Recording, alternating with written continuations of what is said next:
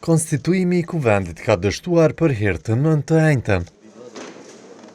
Partia që mori më së shumti vota në zgjedhjet e 9 shkurtit vetëvendosje bëri përpjekje për ta aplikuar votimin e fshehtë, por partitë deri tash në opozit nuk votuan as themelimin e komisionit zgjedhor që do ta mbikëqyrte këtë procedurë.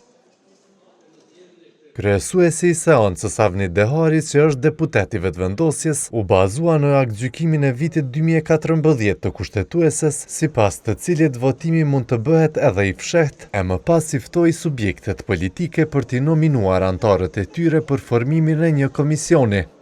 Konsideroj që forma e duhur që mund të hap rrugën për konstituimin është votimi në mënyrë të fshehtë me fletvotime fizike.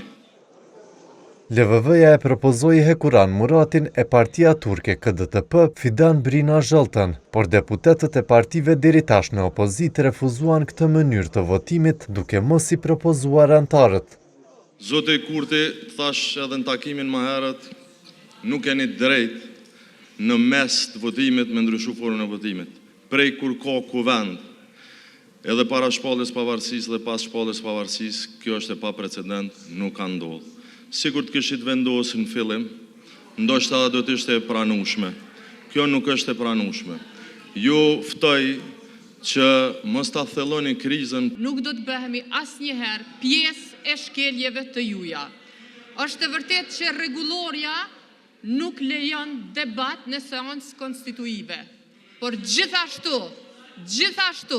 është e vërtetë se në asnjë pikë të rregullorës nuk thuhet që mundesh me ndryshu mënyrën e votimit pasi që ke hyrë në proces. Kjo që po ndodh këtu vërtet është për keqardhje.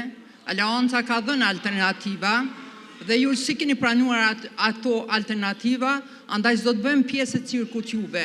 Sa për bujqësqeshjet e juve, veç për au kujtoj, zravo mimoza. Lista serbe nuk do të japë propozim për antar për ta formuar atë komision, me që është në kundërshtim me rregullorën e punës.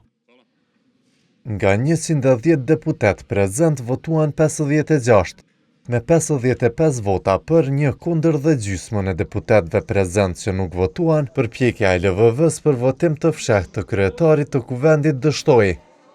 Kjo është përpjekja e 9 për konstituim të kuvendit. Deri tash propozimi i vetëvendosjes për zgjedhjen e Albulinë Haxhiut për kryekuvendare ka dështuar në 6 votime. Zhbllokimi të situatës nuk i shërbeu as takimi konsultativ që u mbajt para seancës mes liderit të LVV-s Albin Kurtit dhe atij të PDK-s Memli Krasniqi. Seanca konstituive ka nisur më 15 prill, ndërkohë që vazhdimi i seancës do të mbohet më 3 maj në orën 10.